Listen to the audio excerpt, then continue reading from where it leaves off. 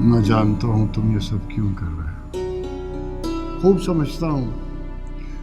लेकिन मियां, जो कटनी थी अभी तक तो अच्छी कट गई है, आइंदा भी कट जाएगी। और फिर रिस्क का वादा तो ऊपर वाले ने किया है। अल्हम्दुलिल्लाह बड़ा अच्छा गुजारा हो रहा है।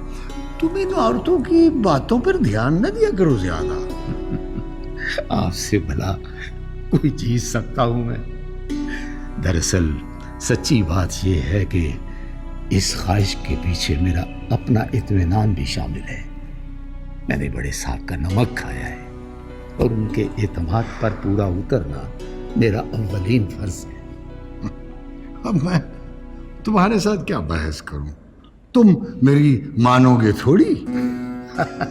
ये हुई ना बात। नहीं, लेकिन बस ये मैं एक बात बता दूं, ये आजकल के जो बड़े लोग हैं ना, ये घरों में वो कुत्ते वगैरह और पता नहीं क्या क्या खराफात पाल लेते हैं।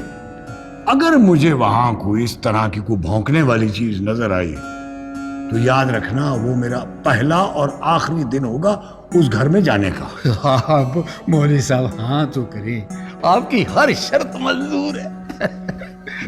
बड़े जिद्दी हो मियाँ, बहुत जिद्दी हो। तुम पुराने पड़ोसी होने का बड़ा खिराज वसूल करते हो। आज चलो, अब बच्चियां इंतजार कर रही होंगी।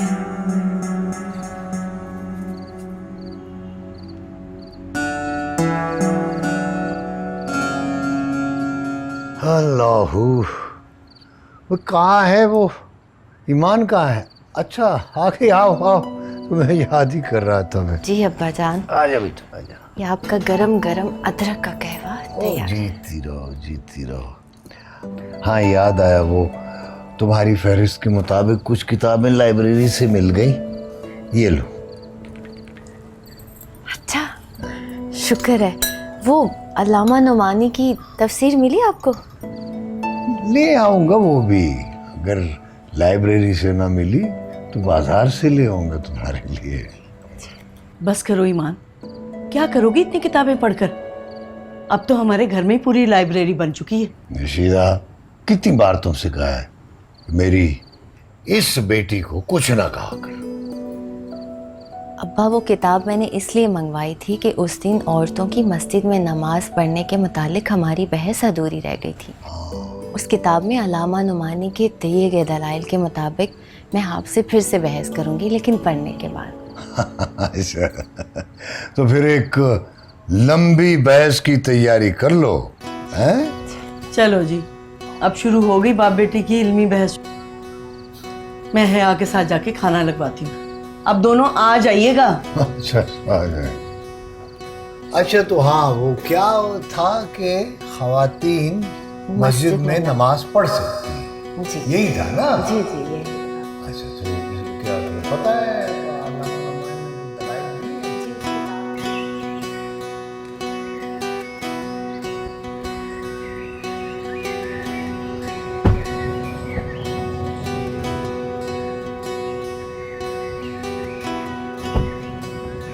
अगले हफ्ते मैं पुरानी हवेली पर पार्टी मीटिंग रख रहा हूँ। सेठ करीम भी आएंगे, बड़े पाए के सियासतदान है वो। देखना कोई ऊंच नीच ना हो जाए। और वो मैनेजर साहब को बता देना। हाँ?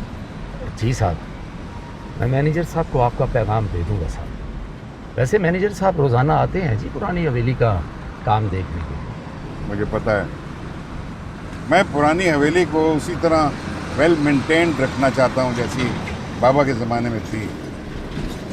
याद आया, तुमको भी तो उसी ज़माने में रखा था ना? हाँ जी, बड़े साहब की तो बात ही कुछ और थी। तब तो आप भी हमाद बाबा की तरह वलायत पढ़ने के लिए गए थे और आपसे मुलाकात हुई थी साहब जब आप छुट्टियों में यहाँ वापस देश आए थे। अच्छा याद दिला दिया। मेरी से तो आज बात भी करनी है। ये बच्चा भी अजीब है, खबर ही नहीं लेता, महीनों फोन ही नहीं करता कि भाई माँ बाप भाई किस हाल में है, पता ही नहीं है। हमाद बाबा मुझे भी बड़ा याद आते हैं जी, मेरा भी सलाम कहिएगा जी।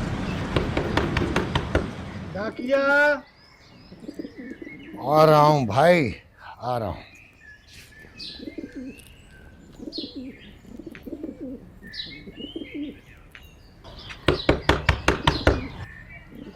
आ रहा हूँ। हाँ जी, ये खत है शेफ को। अस्सलाम वालेकुम। अच्छा, बड़ी मेहरबानी आपकी।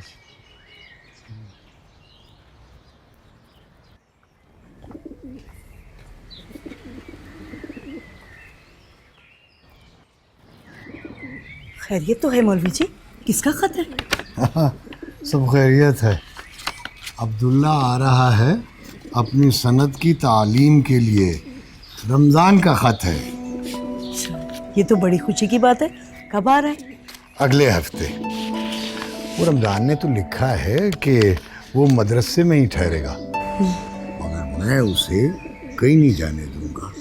तो बच्चियों से कह देना कि ऊपर वाला कमरा तैयार कर दे, छत वाला। भाई जाहिर है अपने ताया का घर होते हुए कहीं और रहने की क्या जरूरत है। अच्छा है आपका हाथ भी बटा देगा।